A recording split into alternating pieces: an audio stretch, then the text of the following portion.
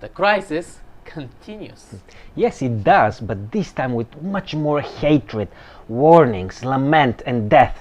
Let's look into the lesson. Meitan. Do you remember this expression from the beginning of the quarter? This deep desire from God for His people to listen. Oh, only if they do it. But their hearts were hardened. In this lesson, we are looking at chapters 9, 10, and 26 of Jeremiah. Oh, that my head were waters, and my eyes a fountain of tears, that I may weep day and night. Jeremiah continues to lament the desperate situation in Judah.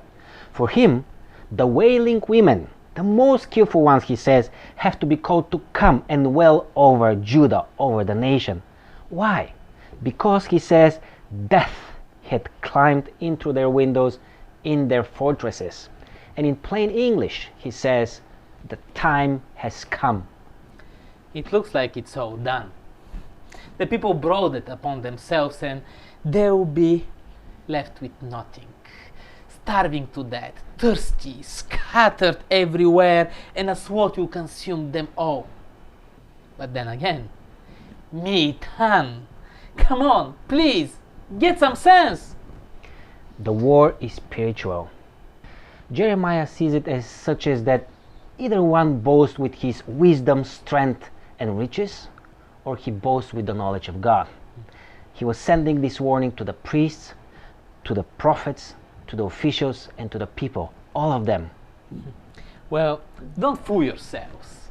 God is still trying to make His case. Come back to me. Put your trust and pride in me, not yourselves. Please understand, it's not about your circumcisions. Your hearts are uncircumcised.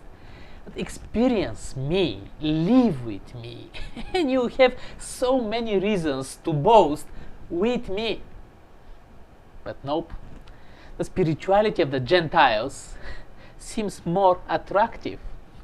It's interesting how, for some reasons, worshipping something earthly seems easier and more desirable than worshipping the Creator.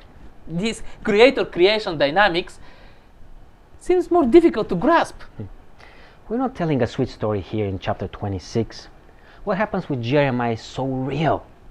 Much like the story of Paul being persecuted and brought to court, or the story of John the Baptist, persecuted and jailed, and logically the story of Jesus, who was persecuted, brought to court, jailed, and crucified. It's scary, and it's cold. It's full of corruption of people's minds and slander.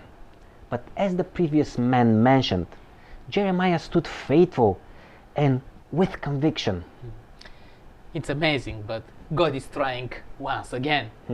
It's serious. Come on, guys. If you don't listen to me, and you don't walk the walk that we agreed to walk together, then I'm serious. I will make this house like Shiloh, and this city will become a curse. You would expect at least some consideration, but they got angry.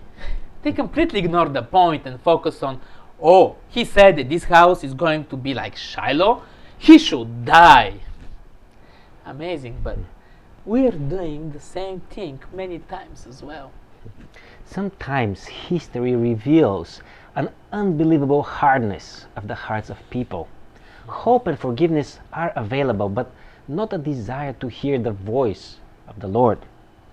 We are ready to slander, we are ready to kill, but just to stick with our own plans, just like the spiritual leaders at the time of Jeremiah, but also at the time of Jesus. One should wonder, how many times is this going to go on? We're facing the same issues over and over again. It wasn't their first time either. Some of the people and the elders remember that other prophets previously have brought similar messages from God, and the king at the time didn't kill them. So they stood up for not killing Jeremiah. But this blindness, spiritual and mental, is terrible.